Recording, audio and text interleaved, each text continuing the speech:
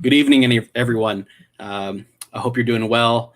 Thank you for joining in tonight. I know there's all kinds of stuff going on, and I think that only speaks to like the amazing ecosystem of literary arts and literature that's going on right now. So if you're tuning in, thank you for tuning in, choosing this reading tonight, because we have an amazing lineup tonight of readers. And so if you have tuned in before to this reading series, welcome back. If you haven't, this is the Houston Eye Silver Screens reading series.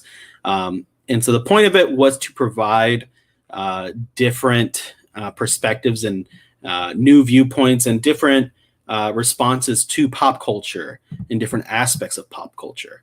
And so last time, the first reading was film and TV. This time it's going to be video games.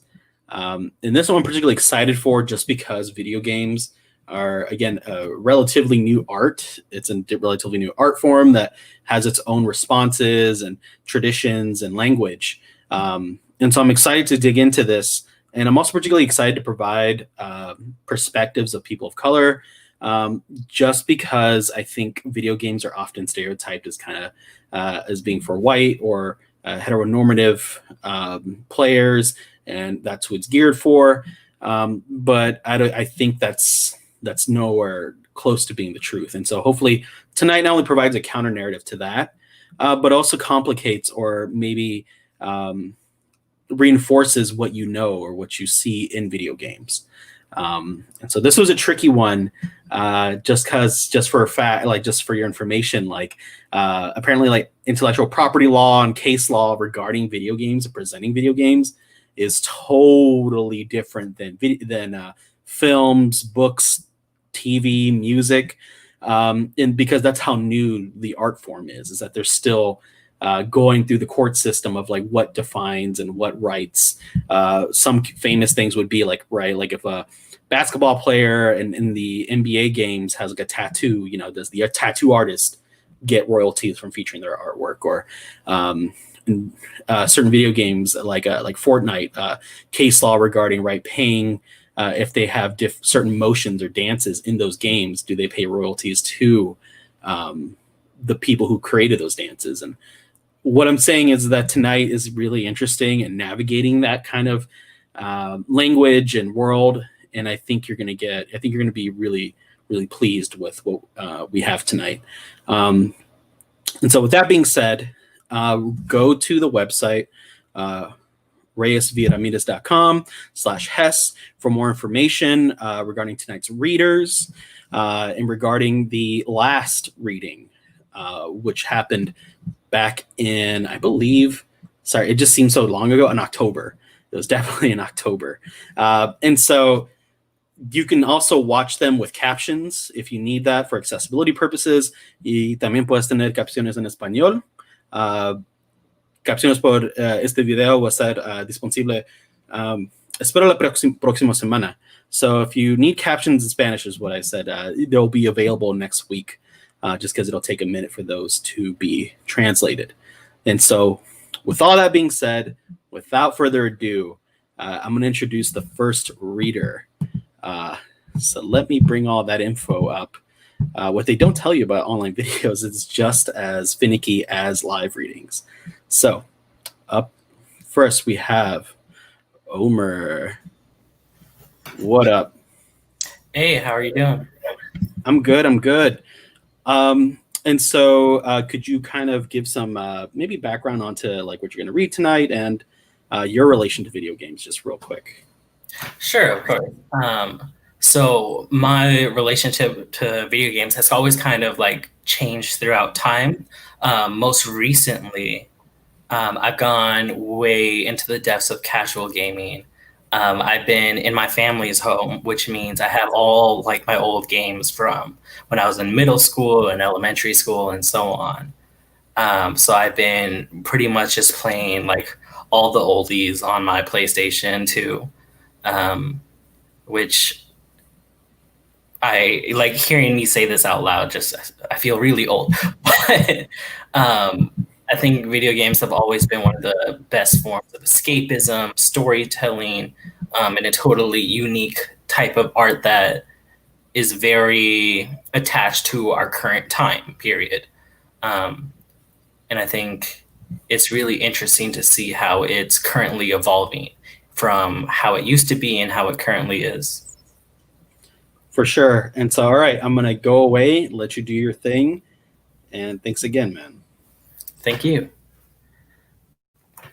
All right, so this first poem is off of, if we're going to go from the beginning, we got to go from the beginning. This one is titled Stick Move L Block, after Ebony Stewart. In Tetris, there are no checkpoints, no health bars, no extra lives, no second chances, no room for mistakes. Everything comes crashing down at once, and you have but two choices. 1, survive for as long as possible, or 2, give up. There is no opportunity to thrive here.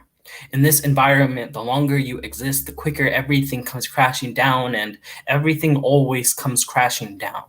Sure, some days are line blocks, and you'll remove some of the obstacles raining down on you, but there will always be more Z, S, and L blocks.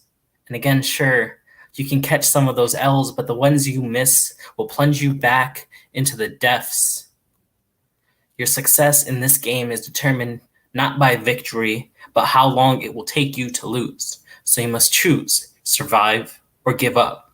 The problem is, even if you survive all the things blocking you from anything that resembles a victory, it can be taken away at any time.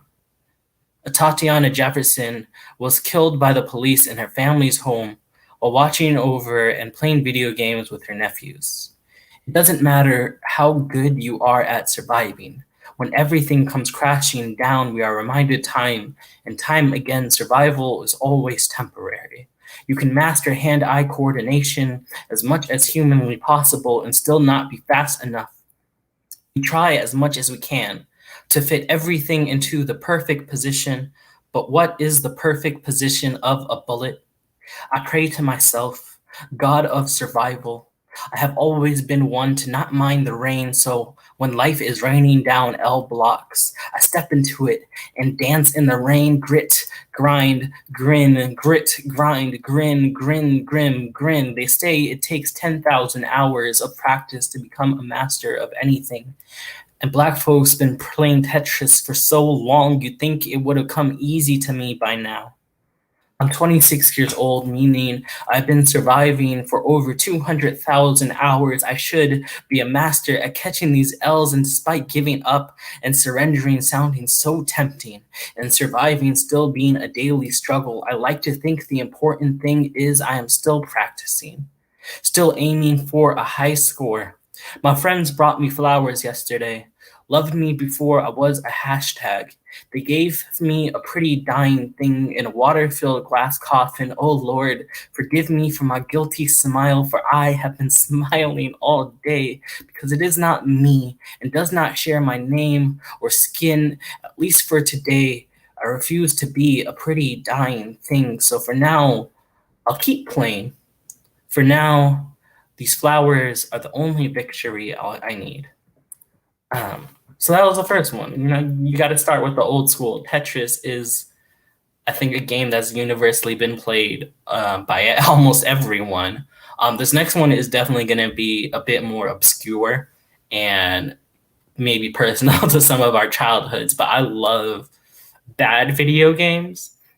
And I think those like early and mid 2000s were just jam-packed with awful video games. One of my favorites being the codename Kid Next Door Operation video game. In it, one of the characters, number 5, refills her health via just eating ice cream. And in one of my projects, I am reimagining different Black characters and historical figures into gods. So with this next poem, I reimagined number 5.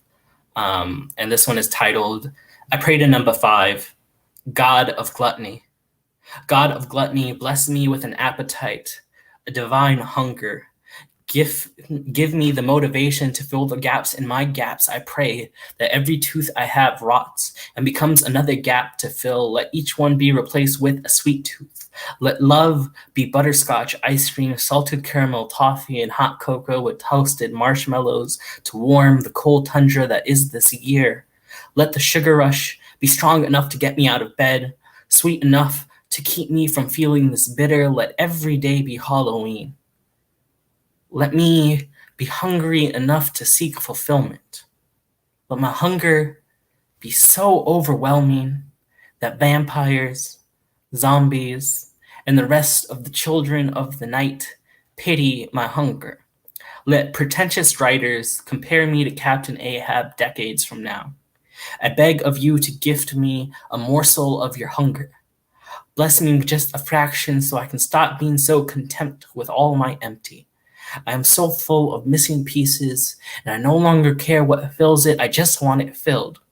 Let me be hungry enough to draw stick figures or write awful ABAB rhyme scheme love poems, or learn Wonderwall, or kiss someone I don't have feelings for, or kiss someone I have feelings for, or touch myself for reasons other than falling asleep.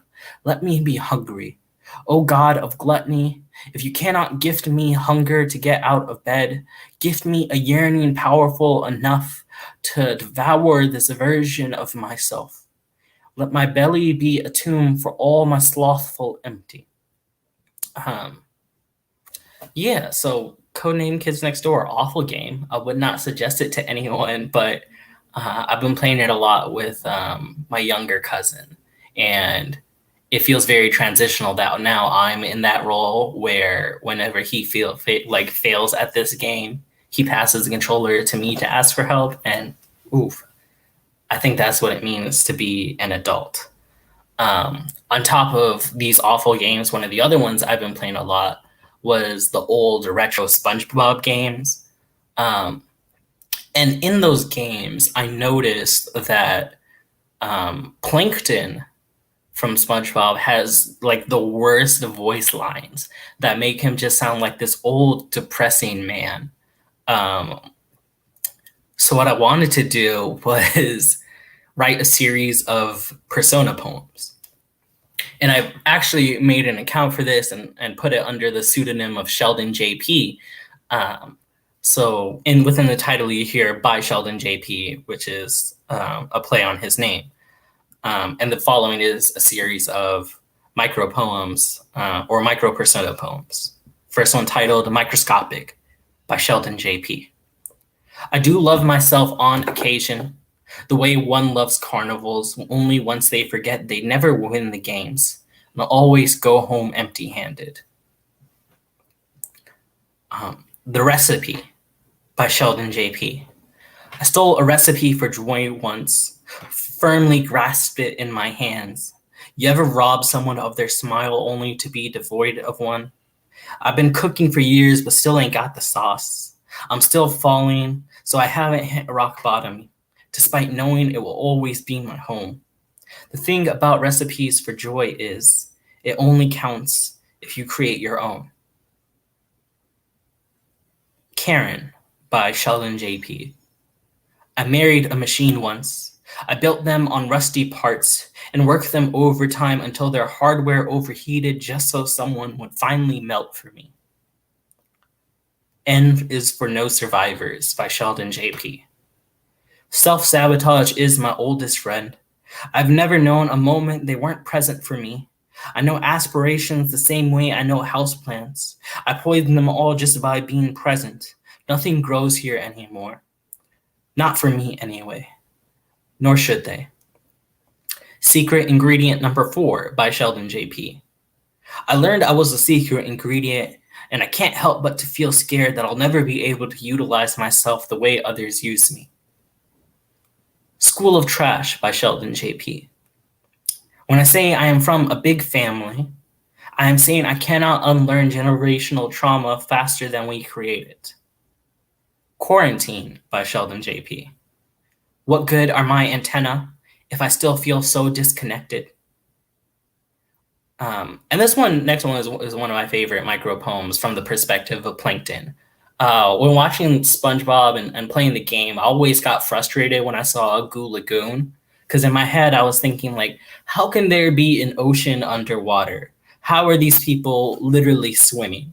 And then I did some research into it, and that created this poem, Goo Lagoon by Sheldon J.P. If you were ever wondering how there is a beach underwater, it is because Goo Lagoon is made of sea brine, a high salinity substance that sinks to the ocean floor. If you were ever wondering why I always shrink back inside myself, know that I was the salt of the earth before I was called scum. This next one is Salty Spittoon by Sheldon J.P. Yeah, I'm tough. I might not have muscles on my muscles or muscles on my eyeballs, but I got a therapist today. And no one in the world has ever beaten me but me. And with therapy, I'll put an end to that too. This next one is Weenie Hut Jr. by Sheldon J.P. I crave to one day be soft enough. Delicate as I might be, I am still glass, equal parts sharp and fragile. In another life, let me be a sponge with a shoulder just as soft as it is strong so that anyone can cry on it. Let my tongue still be glass so that I can be transparent when I say, I love you. And this one, last Persona poem is The Chum Bucket by Sheldon J.P. Megan the Stallion said, if he eats my ass, he is a bottom feeder. And I just want to let you know that all the coolest people eat here at Bikini Bottom. All right, that was a fun break from the more serious stuff. Getting back to it, Link is a nigga, like, period. Despite all evidence saying otherwise, I think Link must be a black child. Not just black, but a cocoa butter sun-kissed, no sugar on my grits, dressing, not stuffing gravity, defiantly black. The term silent protagonist is defined as a character who lacks any dialogue for the entire duration of a game, with the possible exception of inner monologue, interjections, or short phrases. And if that is not black, I don't know what is. All my homies are just heroes saving Hyrule in a game that does not allow for our voices to be heard. You can put us on your silver screens and turn your speakers up to 11, but even with closed captions, our voices are nowhere to be found. And yet, we are still tasked with the burden of saving the kingdom from he who holds the Triforce, from he who holds the Triforce of power, as if you hooded bedsheet ghost denizens were not the ones who gave it to him in the first place. Still, my homies don't deck themselves with master swords. We blast bass off an ocarina and stay strapped with the Jizza and Rizza's liquid swords passed down generation to generation, because Wu-Tang is for the children. We are tired of being called brave for protesting and breathing. It should not take a triforce of courage to create a better world. And the last one I have for y'all tonight, a bit of backstory on this one. I was playing like the old school Harry Potter games. And one of the things I kept back to thinking was like, my God, the teachers in these games are absolutely useless. And because the students only really have like 3 to 5 spells they can really use. But I figure if you were capable of playing as a teacher, you should be able to access so much more spells, right? But then in 2015, I started working in education and very quickly came to learn that there's a whole lot of paperwork and bureaucracy involved. And I realized if you could play as a teacher, you probably wouldn't fire a single spell, partially because of all the paperwork and incident reports you'd have to fill out, partially because of the job security and lawsuit litigation you'd face, but mostly because of the safety of the students. In the game, you could really only play as a member of Gryffindor. And one of the most millennial questions that we tend to get asked is, if you were in any Harry Potter house, which one would you be in? And to answer that, none of them. It is Team Muggle for me all the way. Like, I love learning, and when you think about those school systems, those kids don't have math classes. They have like a middle school math education. And as someone who went to school for mathematics, it just don't sit well with me. So then I got to thinking, like, if Hogwarts risked losing its accreditation and had to hire a math teacher, what would that look like? Let me preface this poem by saying, like, I don't support J.K. Rowling or transphobia in any way. She can get, bite into a whole 18-wheeler. But anyway, this poem is titled, Harry Potter and the Order of Wand Control. So I'm teaching this underfunded class at Hogwarts, right? That being said, I don't know how I'm supposed to teach these kids calculus when they ain't have a math teacher in like 8 books and 4 games, but I, like all teachers, was hired to be a miracle worker. So I do the work, and then I do some more because not even magic can fix these grades. On my second day of teaching, the school goes into lockdown. One of the students turns Death Eater, brings a wand to school, and uses an unforgivable curse on 8 children before turning the wand on himself. The next day, some unforgivable, unbridged-sounding professor suggests the teachers should be allowed to bring their wands to school. And this Brexit-passing Ministry of Magic is like, for show. And what I thought was a joke becomes my dark reality. They couldn't afford to hire another math teacher, but somehow found the funds to give every teacher a wand. Somehow found the funds to add a new defense against the dark arts class. Say it's for our protection. Say it's for the safest solution. But the only dark art around here I've ever seen is a black child's smile. And in the school that has never heard of affirmative action and allows for slavery, free my nigga Dobby, how long before a black boy makes a white professor feel threatened? I've seen the way police sweep black bodies under a rug and they don't even need magic to do it, but give a white man a wand and you'll be sure to see a black body disappear. You'll see it disappear the same way women disappear when a man's insecurity walks in the room. All it takes is one privileged Malfoy-looking kid to get shot down at prom and shoot up the whole place. We don't want to talk about how much more deadly men's egos have always been, how the cause of every war has always been men, how 90% of mass shootings, wizards gone rogue, has always been men. But yeah, let's pretend giving them a wand will help. We banned them for a reason all those years ago. We saw Fred gunned up and clap quick, Cedric gunned up and clap quick, Dumbledore gunned up and clap quick, even Hedwig got gunned up and clap quick. Please, I don't want to join this teachers union of a Dumbledore's army. Let me just be a teacher, and for the love of God, let the students just be kids. Every teacher might be a miracle worker, but I am no necromancer. I cannot bring back the dead, and I cannot convince these men with tombstones for a heart. The teacher's hand is no place for a gun. Thank y'all so much for having me. I hope y'all enjoyed it. Yeah, have a great night and stick around for all the other readers. All right.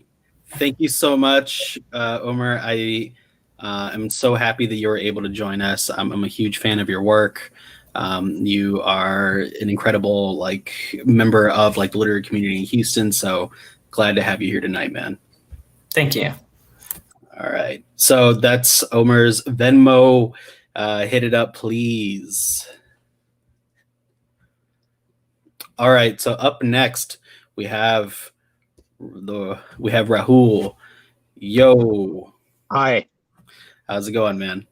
Hey, how are you? I'm good. I'm good. Of course. Before we start, could you give a quick kind of rundown or breakdown of your relationship to video games? Ooh, shit. Okay. Man. All right. So first off, preemptively, apologies to everyone watching. I don't really have a well-lit space, so I'm just using my car. So my relationship to video games, it is going to be hard to pare it down, but let's talk about it in context to what I will be presenting, I guess. I am a gamer. I've been playing games for a very long time. However, it wasn't until my middle school, early high school years that I played certain games from the GameCube era that really kind of defined who I am as a person. Much like a lot of people, right? We can say that now. But the game for me in particular is a game called Killer 7, and that is kind of what that game is a wild piece of work, and we can talk about it later on a longer forum. But tonight's performance is basically my love letter to that game. I'm using a lot of samples and stuff from it. I'm using a lot of key phrases and words in my poems, which is another thing. Tonight's performance, while I am a big fan of video games, I'm not a person who writes about video games a lot. However, video games are known for just having these very sort of quotable quotes. So I tried to weave or just use these quotes and then create poems in a similar sort of performance structure that I have. And I perform and write about like my anxiety a lot. So some of these quotes were a little bit more prescient than others.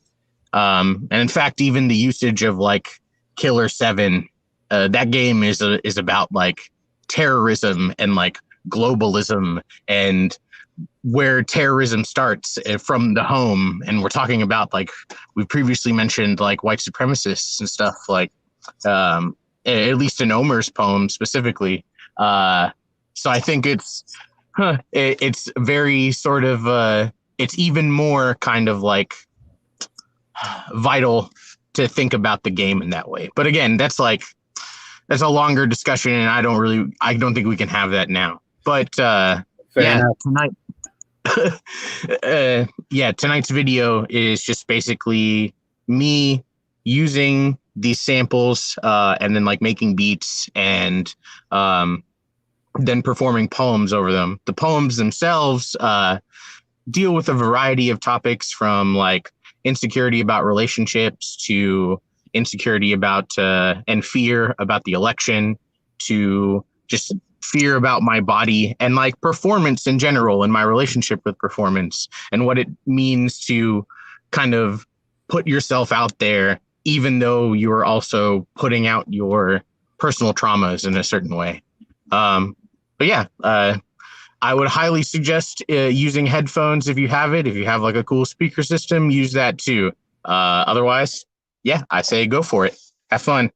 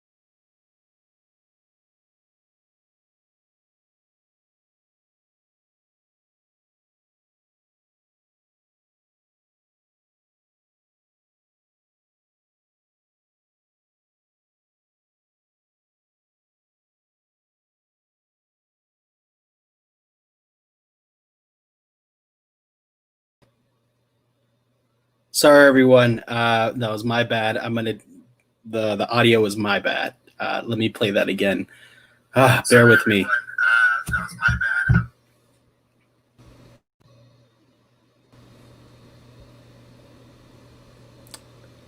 All right. Let's try it now.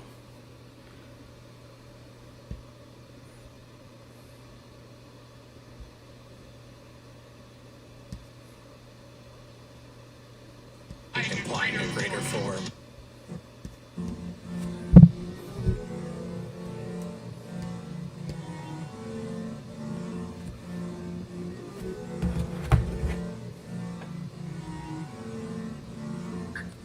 The audio was my bad. Let me play that again.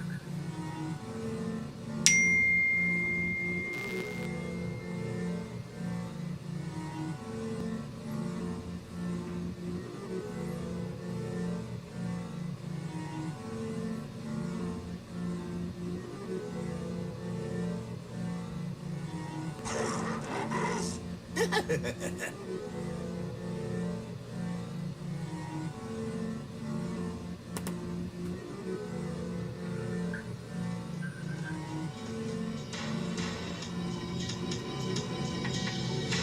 too many goddesses around, which makes it difficult to service this many people. And I aim to serve, willingly or not, for this humble acolyte is lonely to pray in any temple. So let me swear fealty. Every goddess is a goddess of fertility, and I'm accosted with temptations to convert any time I'm on the street, or at a place where some exceptional celestial bodies are supposed to meet. There's too many princesses and too many castles. And how am I supposed to turn down the potential for free real estate? And with enough time and spite, I'll shed this pitiful form and take my throne as the princess I was meant to be. And I hope that my wandering prince will find my castle a husk, implying a greater form. I am just a humble acolyte with dreams of godhood, of shedding my stone form again and again, until the precious metal I hope is underneath. I will be coveted like the treasure I am trying to think I am.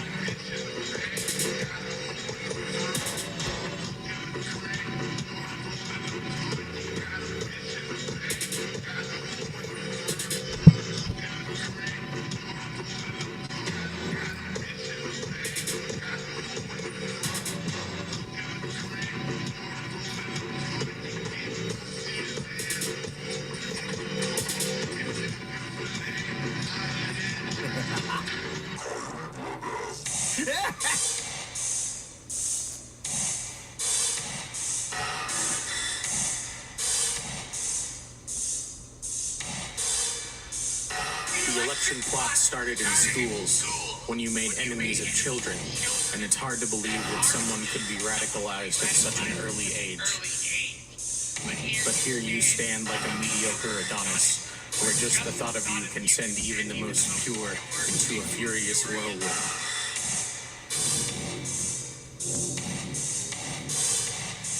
The election plot started at work, when we saw the true colors of our work environment revealed, with people choosing to be as loud or silent as we want to be. Both reactions are an indictment of character. The election plot started in the streets when you didn't step out the white park torches your predecessors fought so hard to keep unlit. And that you could even call them good people after that is yet another offense I shall add to the tally. The election plot started when a virulent entity ravaged the land, and you chose to meet it with your own toxicity. In some callous attempt to fight poison with poison, a move any pocket monster aficionado would tell you is bad.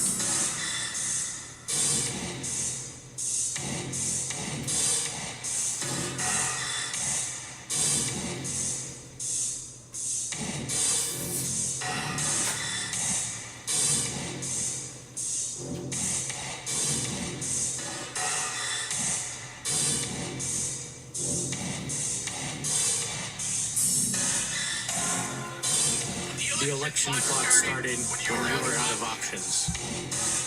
Or maybe you never had any options due to a significant lack of skill. Which I guess means it wasn't a plot at all. But saying it was makes you feel better, which is understandable.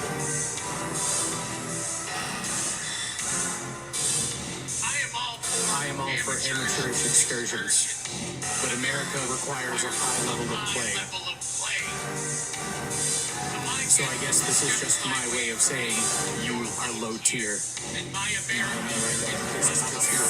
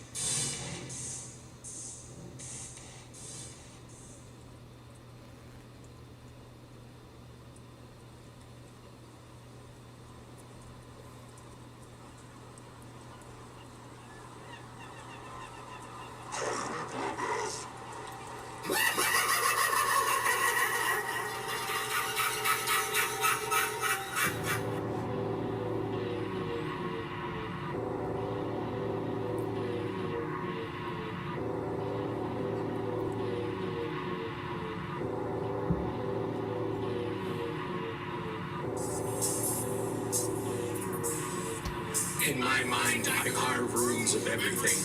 And I mean everything.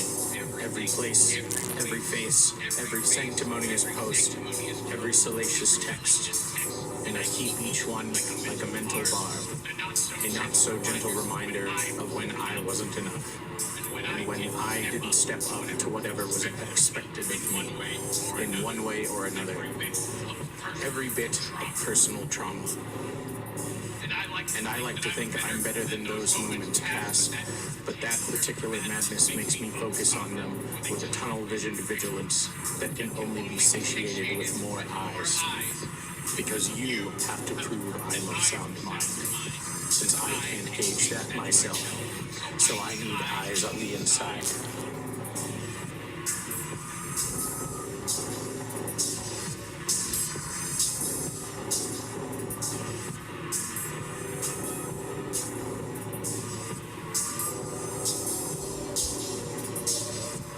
I am no doctor, much to my wet nurse's disapproval, but I have my suspicions that maybe my needs were passed down to me in one way or another.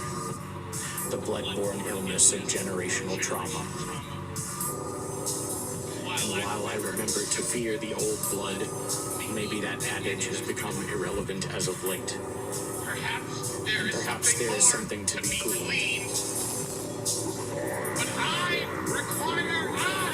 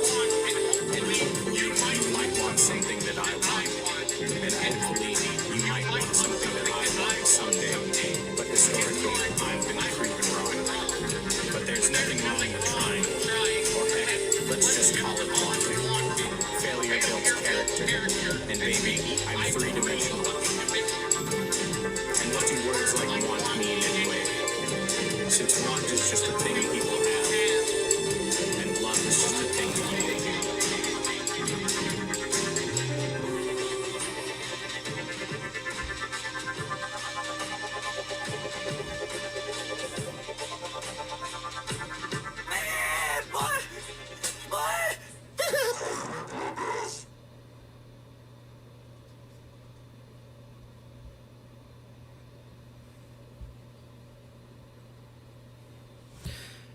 All right, so let me get these settings back. The thing they don't tell you about technology is that it fails you when you.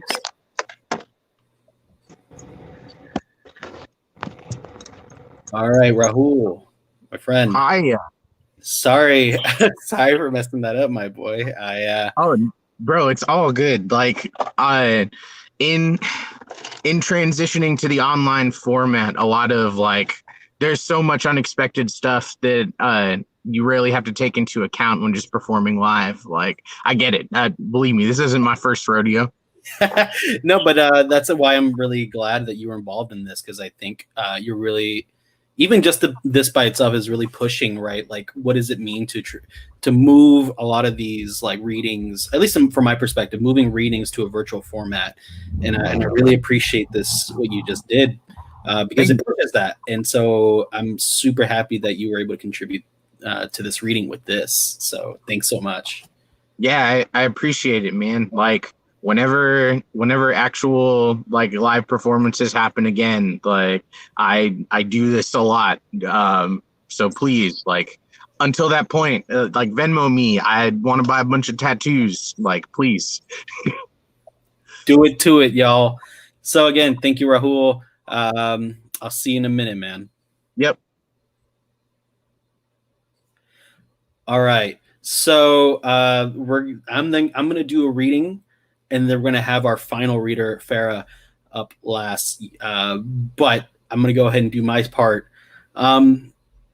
And so what this is, what I'm gonna read is an excerpt from an essay that I wrote about video games myself.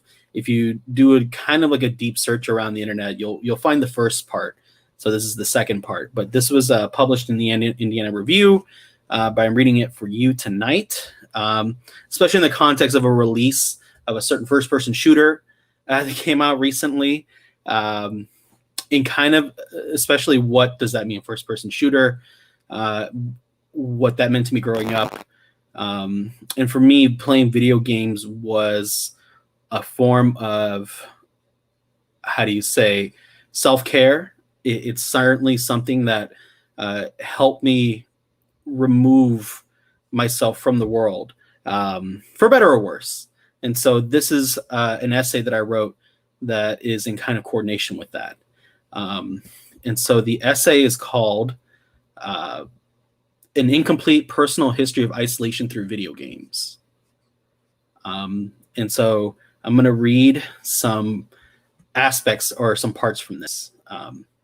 So this will be starting off with part 3. 2000s. Press X to start a new game. Chimes ring and the screen fades to black.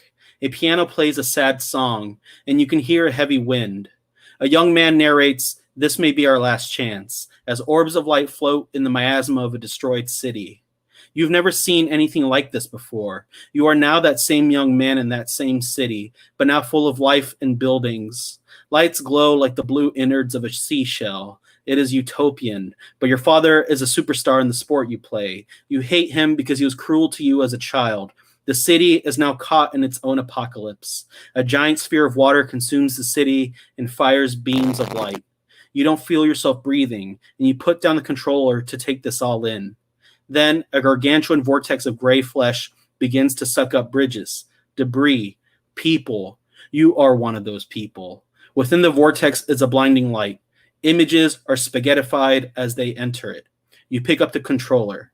The game begins. And so if you can figure out what game that is, put it in the comments. When I was teaching elementary school students, I thought about how they've never lived in a country without war. They know the sound of a gun, what a bullet is, what being shot means. Less than an hour away, Santa Fe High School still mourns. I'm not going to say video games cause this or that. I simply wonder at what age does cognitive dissonance become maddeningly irreconcilable? A child asks me if I prefer the M16 or the AK in PlayerUnknown's Battlegrounds in 2016 or Fortnite 2017. I don't know. My father, once a child soldier in El Salvador, might have known the answer. It's a piece of my family history I'm still unpacking, and watching school children tap a screen to make bullet sounds emanate from their phone makes me uneasy. This isn't to say that video games embed violence in children, but something must be said on normalizing the language of violence, war, guns, death, etc. in youth, whether it be through video games, films, shows, toys, etc. There's war, and there's knowing its parts. No video game about war can ever truly be anti-war. Games at their heart must be fun. They can be challenging, thoughtful, and transformative regarding the experience of war and its horrors, but ultimately, you play the game to master its mechanics and win. Thus, even the most thought-provoking games set in a war must be entertaining. Can you have fun at the expense of the very thing you're critiquing without being complicit in its presentation? Are video games set during a war exploitive or inherently fascist? The case has been made for superheroes, for example. Does Superman's creed, truth, justice, and the American way include separating children from their parents at the border? What would he do? Would his immigrant narrative inform his white American identity? Some writers have tried to work these foundations by reinventing, subverting, or expanding superhero mythology to reconceptualize them and critique nationalism or white supremacy. For example, Jean Luen Yang's Superman Smashes the Klan 2020 has Superman fight the KKK to save an Asian American community. Roxane Gay's Black Panther World of Wakanda 2016 focuses on the lesbian relationship of two Dora Milaje recruits, decentering the patriarchal conceptions of Stan Lee's Wakanda. Damon Lindelof's Watchmen, 2019, expands upon Alan Moore's original Watchmen, 1987, itself a scathing critique of superheroes by making the first superhero black. However, the canon stands, and the initial mythos of these superheroes and their effects can still be seen when, God forbid, a superhero is made to not be white in a film. Growing up in a post-9/11 America, first-person shooters, particularly those set during wars, both real and fictional, were beginning to grow in their popularity and become multi-million-dollar ventures, especially in America. Halo Combat Evolved, released in 2001, sold over 4.2 million units and brought in around $170 million in revenue for Microsoft. Call of Duty Finest Hour, released in 2004, sold 1.2 million units and earned $45 million. These games, in my experience, appealed to the average white boy. The U.S. Army caught on to this phenomenon and developed a video game as a recruitment tool titled America's Army, released on July 4th, 2002. The project was financed by the U.S. government and free to download. About 6 months earlier, a white supremacist organization released a first-person shooter titled Ethnic Cleansing as a recruiting tool as well. It allowed players to kill African-American, Mexican, and Jewish characters while controlling a neo-Nazi or Klansman during a race war. All this is to say that American conceptions of war and history don't need textbooks, when video games disseminate and distort them much better. In school, I learned white conceptions of history that often erased or downplayed non-white contributions and struggles. In video games, I lived out those distortions. If you can't imagine how white people see history without people of color, play a Call of Duty game. American history with all of the glory and none of its transgressions. And that way, video games can be convenient vehicles for fascism. I believe that's why I would stop playing video games for a while. The Halo and Call of Duty franchises would only explode in popularity and prevalence from here, and many others would try to match their empire by developing new or pumping money into established IPs. Killzone 2004, Battlefield 2002, Counter-Strike 2000, Perfect Dark 2000, Tom Clancy's Rainbow Six 1998, Far Cry 2004, Doom 3 2004, etc. Many of them carved out their niche, especially since Halo had cornered the online multiplayer console experience with the release of Halo 2 in 2004. I remember playing it on Xbox Live with my friend. I saw how so many people became enraptured, guns blazing with bullets or lasers, a deep voice extolling of your accomplishments, the pulsing of your heart as you stick a plasma grenade onto your opponent. On your headset, you can hear someone in another state creatively string together a series of expletives as though they were paid by the word. Joy and rage can be processed through wires and a microphone, but so can everything else. You'd hear white children scream the N-word and call each other the F-word. I couldn't do it anymore. I stopped going to my friend's house. I, at least, stuck to games that didn't need internet connections, that could be enjoyed alone without the intrusions of this reality. To this day, I still wonder at what point is a digital world an image of white consciousness? What isn't? Well, plenty, but it's not going to be on Xbox Live. Let me be clear in saying that I'm not interested in inclusion or diversity in this context.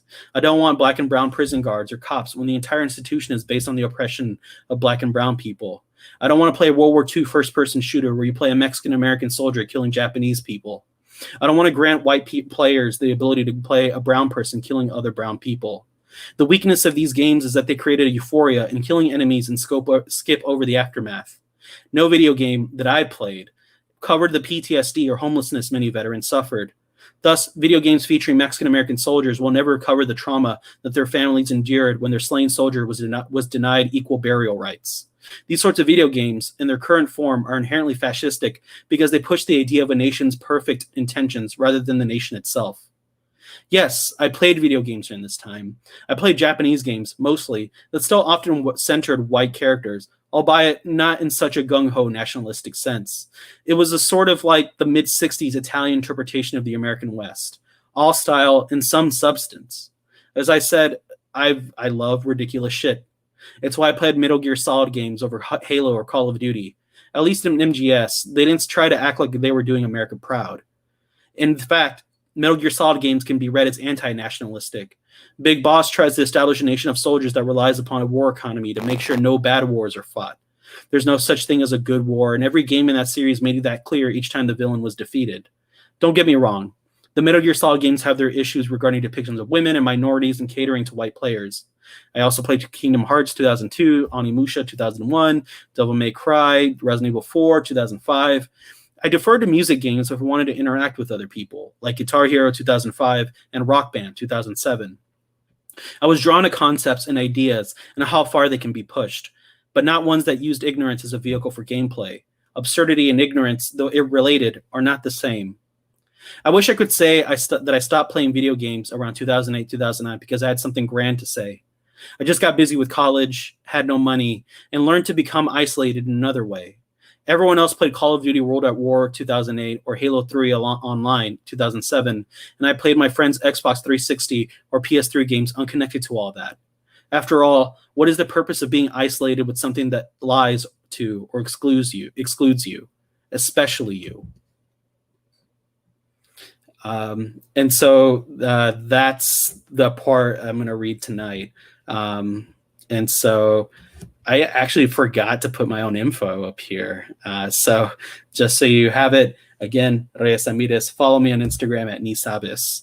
So check out other stuff. And if you email me, I'll gladly send you the rest of the essay. So that's it for me. And up next, we have Farah. I'm going to bring her on. Yo, Farah, how's it going? Hi, how are you? I'm good. So everyone, Cash App below, feed into it, tap into it.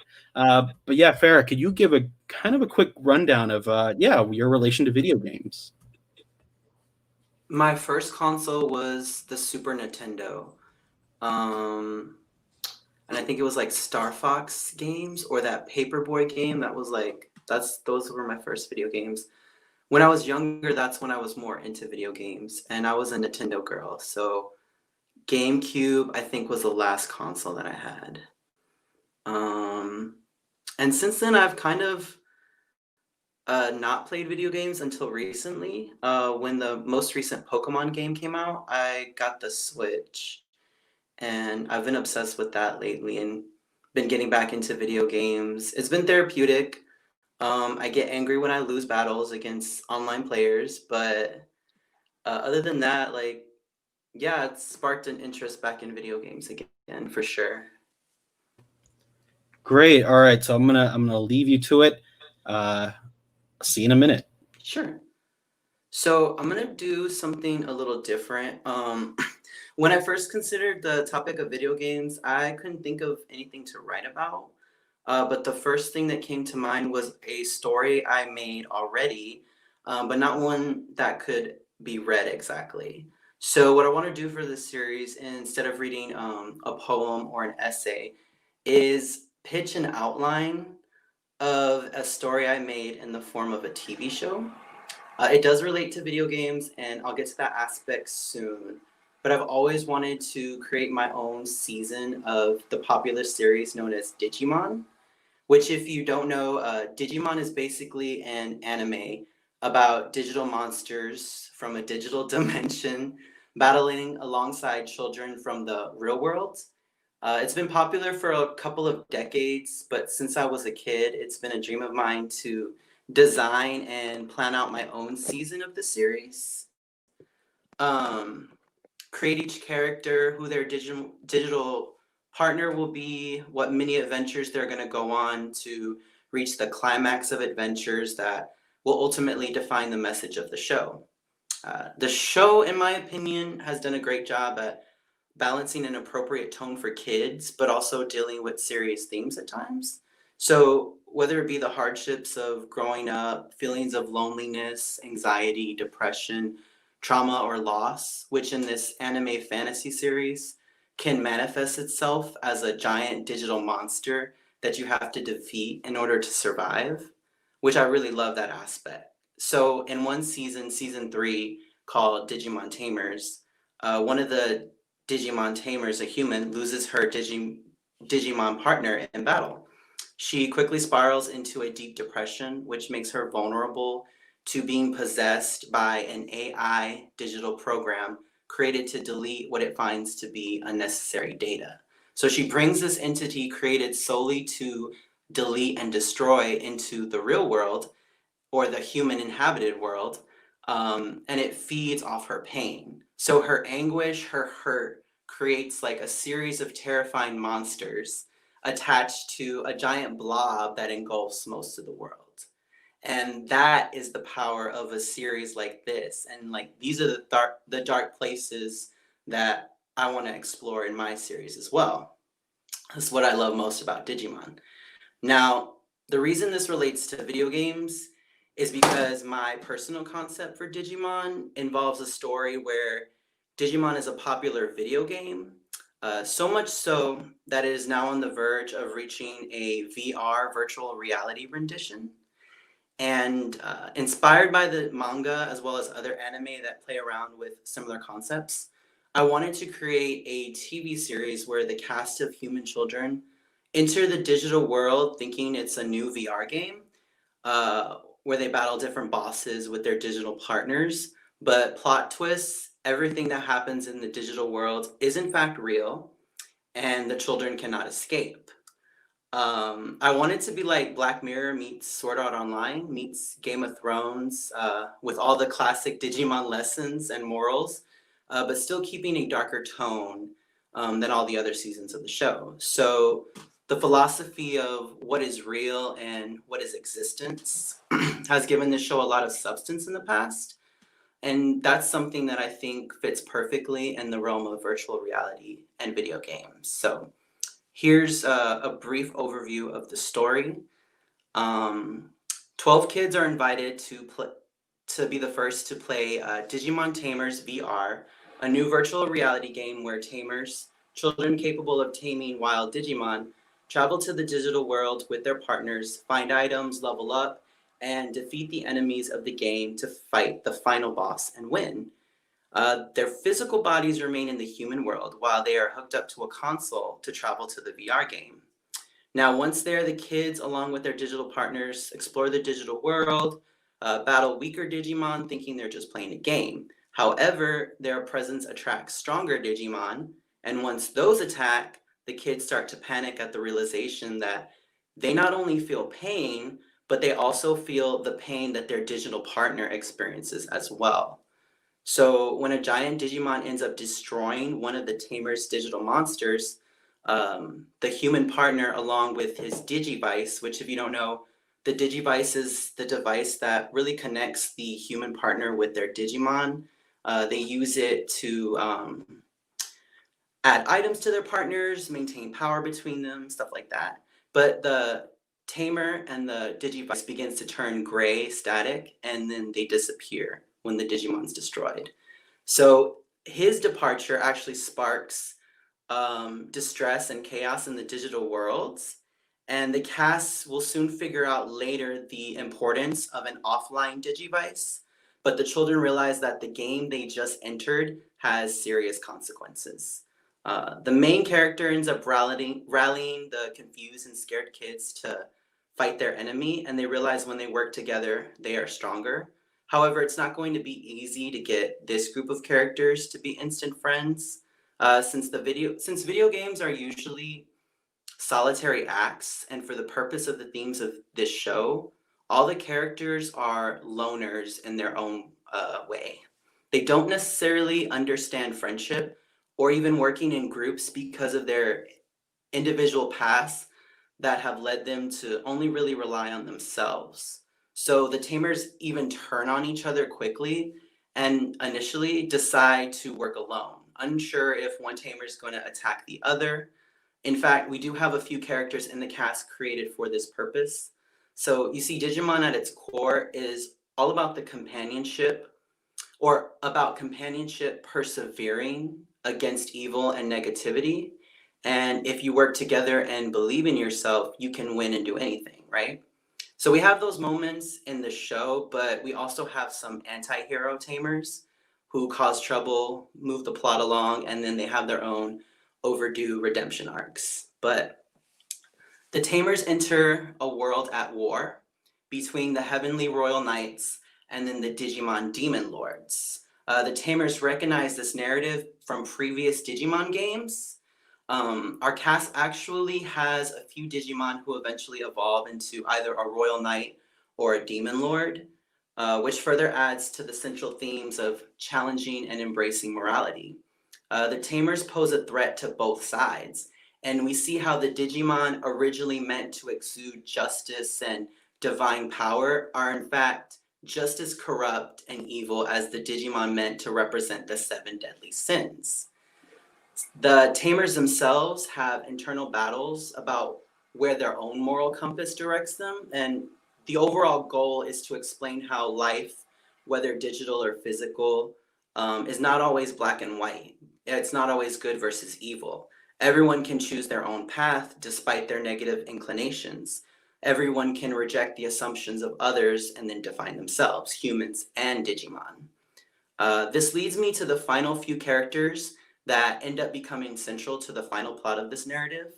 The beginning of the series is going to showcase the tamers battling and getting stronger until they're able to face the Royal Knights and the Demon Lords. But as each tamer loses their Digimon partner, a dark set of plans begin to unfold. You see in the background of the story 2 characters known as the Dark Tamers. They follow orders from an older human who calls himself the Game Maker. The Dark Tamers sometimes interfere with our main cast to make sure their plans are carried out. But they see everyone, the tamers and all Digimon, as pawns in their greater scheme. Ultimately, all the chess pieces come into place for the Dark Tamers and the Game Maker's final plan to be executed. Our main cast comes to find out late into the series that in fact, the Dark Tamers, despite looking and acting like human children, are not real humans, but are actually AI programs themselves created by and molded after the Game Maker's vicious personality. This is one of my favorite aspects because the Dark Tamers adamantly argue that they are in fact real and that their existence matters. The Game Maker promised the Dark Tamers that if they followed his orders, they would be able to travel to the real world and exist with physical bodies. However, this turns out to be an obvious lie, and when the Game Maker finds one of the Dark Tamers to no longer be useful, he attempts to prove their lack of human life by deleting one of them in front of our main cast, who now feels sympathy for their fallen enemy. The remaining Dark Tamer ends up joining the cast to seek revenge for the person she calls her brother. Now, these characters are imperative to the story because the moment the main cast enters this supposed video game, the Tamers are constantly questioning their reality and the legitimacy of everything happening around them. What does it mean to exist? What is reality? If a Digimon feels pain, does it mean its existence is still insignificant? If an AI program thinks it's a human, is it unethical to delete? These questions will definitely echo throughout the entire story leading up to our huge reveal regarding the purpose of trapping the kids in the VR game. Now, the Game Maker is our hero's ultimate big boss villain. My favorite character that I've created for this series. And it was important to have him as an adult human. He's supposed to represent what happens when you allow hate, jealousy, regret, anger, vengeance, loneliness, pain, etc. to take over and direct your actions and your entire life. He's supposed to represent the path that all the tamers are capable of taking, as he himself was once a lonely kid like them. He is jealous of the tamers' youth and regrets never having a traditional childhood himself. The tamers are given a very real look at how cruel and unyielding adulthood can be if they don't make the right choices for themselves. You see, the Game Maker is also a complex villain. Before this series even starts, and we learn this at the end of the series, I feel, he, along with his wife, both created the digital world together, the Game Maker. It was initially meant as a virtual reality game for their young child to play, not as a massive game for the whole world. However, despite his wife's objections, the Game Maker actually uses their son as a test subject for the new game. And during their test run, when their son is in the digital world, he is actually deleted and attacked by a Digimon. Something that hasn't happened since. None of the other tamers will be deleted in this series. Now, without a consciousness, the boy is deemed dead in the human world. We have seen death in the Digimon series before, in certain aspects, and we also have seen pain and things like that. So this is really why I wanted to put this particular narrative in it. The Game Maker, I lost my stuff. Oh, there I am. Deeply upset by the Game Maker's mistake, his wife actually runs away into the digital world to attempt to find her lost son. However, she does not return. The Game Maker follows her into the digital world, but once there, he's unable to find her or their son, and he becomes trapped himself. The Game Maker comes to find out that his wife actually built a second digital world in order to never be found by her husband. He correctly predicts that in order to do this, she turned herself into a Digimon.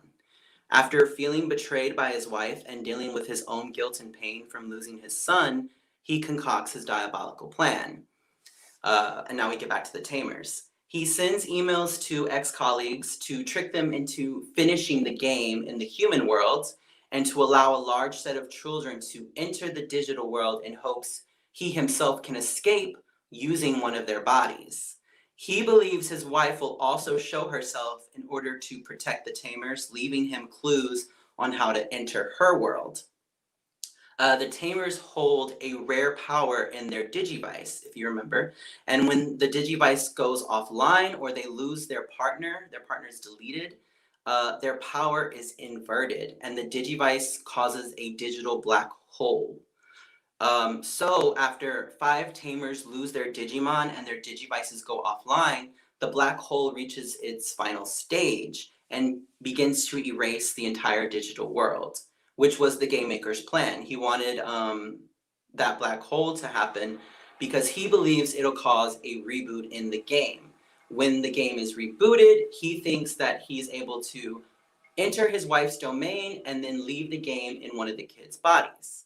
The reboot does occur, and the Game Maker's wife, who is now a powerful goddess-like Digimon, capable of opening dimensional gates, she saves the kids from being deleted in the reboot and brings them to her own digital world. Now, the Game Maker follows them and captures her, destroys her digital worlds, escapes in one of the tamers' bodies, and uses his wife's powers to merge his rebooted digital world with the human world. So now he wants to rule this fusion world of his digital world and the human world. And he does this ultimately. But in the end, the Tamers have to win.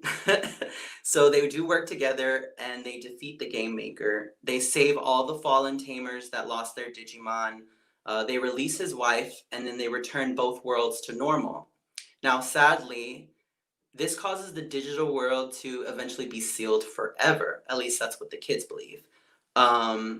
Leaving the kids to never really see their digital partners again. The epilogue of the series is going to show how the kids who were once lonely outcasts are now all friends despite their differences. They've remained close, and at the very end, our main protagonist ends up seeing an opening to the digital world. It just happens randomly at like the last few seconds of the series, I feel. There, the protagonist is going to actually find the Game Maker's missing son, who's playing with his digital partner. And I feel like this is the perfect note to end on, since, you know, the child was really the whole reason that the digital world existed, since the Game Maker made it for his son. It kind of brings it all full circle. Now, this is my story, and it's one that I wish I could finally make in episodic form. There's so much more to this narrative, and I only really gave bullet points. I didn't even describe the Tamers at depth, and the Tamers obviously make the show, but I really wanted to discuss the villains and also just the concept to, you know, describe where I'm going and where I would like to take something like this. That'll be it for me. Thank you so much for listening, and I hope you enjoyed my musings. Wow. So Farah, thank you so much for your work. So everyone, again, Cash App below. Tap into it, please. So I'm going to bring everyone back on for a final goodbye. So please, if you're in the backstage, be ready. All right. So thanks everyone for coming up. Let me put up your Venmos and Cash App again real quick. Right here is Omer. For again, you deserve everything for those amazing poems. Thank you, my friend. And then Rahul, thank you for that video. Again, always pushing the form. Thank you so much.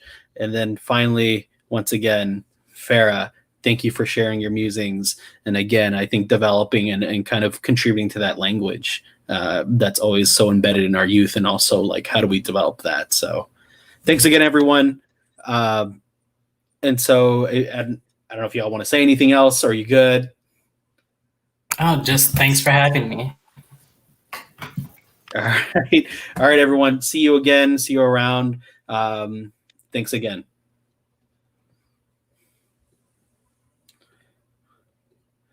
All right. And so there you have it. That was the end of the second installment. The third and maybe final, who knows? I think after this one on December 18th, 7 p.m., the next theme will be music. And so come back for that one, please. And I think this has been a very, I think a really, really cool series, just because it does push, right? Like what each writing form does. Just because I think a lot of this stuff, it takes time to process, or we've processed it so much. And so thank you again for joining me for tonight. Tune in on December 18th, 7 p.m. I'm going to announce the readers late in a bit. So again, always stay tuned and recheck reyesvramirez.com/Hess to get the next series of readers. So again, thank you so much for tuning in. Stay safe, stay well, and I'll see you around.